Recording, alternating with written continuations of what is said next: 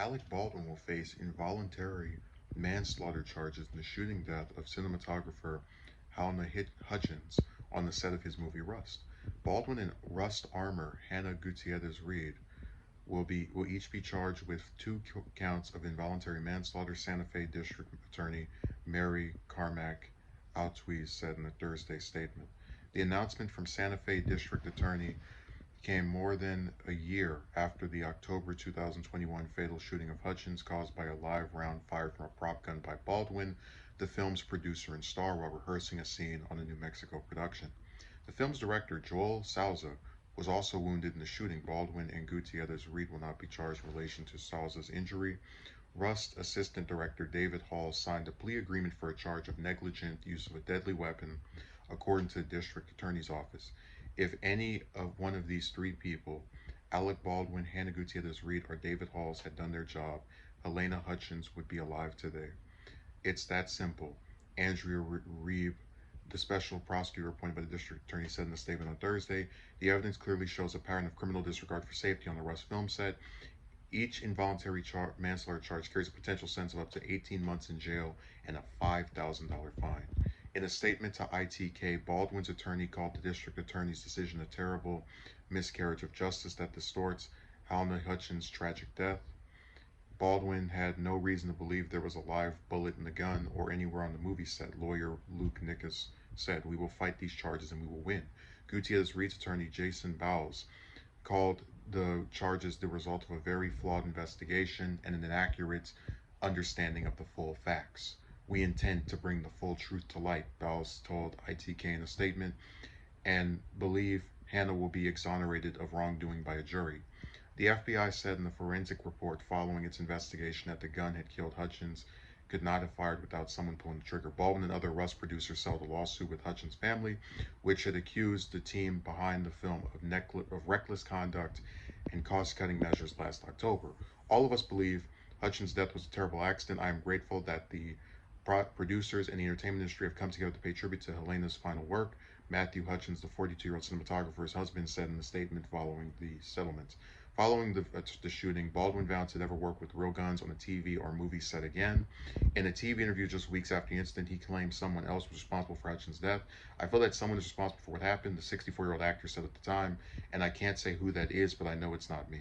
Filming on the movie has been poised to resume this month. It wasn't immediately clear if the charges against Baldwin would affect the production schedule.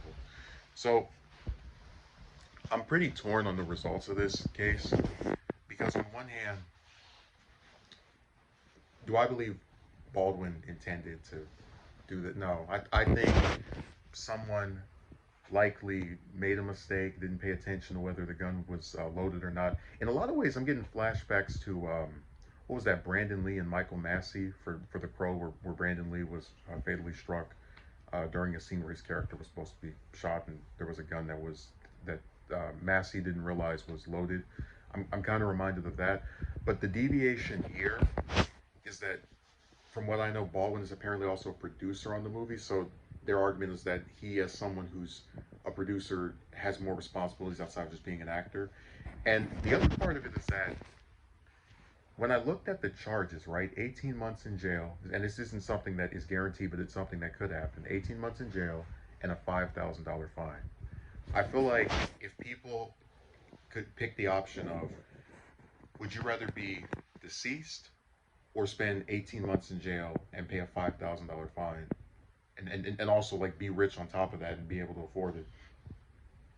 Basically, what I'm saying is, because of how light their sentence, that possible sentence for those three is compared, or those two, excuse me, is compared to what happened to Hutchins. My sympathy is also kind of still limited a bit, because the worst that's going to happen to them is a year and a half in prison, where you can infer they'll probably get some kind of special treatment, and a fine that really for them is not that big, 5,000. So I don't know. Part of me wants to be sympathetic to Baldwin because I genuinely believe he made a mistake, but the other part of me is like, well, he also has other responsibilities besides being an actor on the film, along with this other person, and their sentence really seems kind of like a slap. I don't know. I guess I envision that if you accidentally end someone's life, your punishment, you would think you'd get, I don't know, just it just seems like the punishment they're getting, even if it's meant to, because there were cases where, again, people don't get in any kind of trouble because they had, even if they fired it, they didn't know it was loaded, which is why I brought up the Brandon Lee incident, um, from The Crow.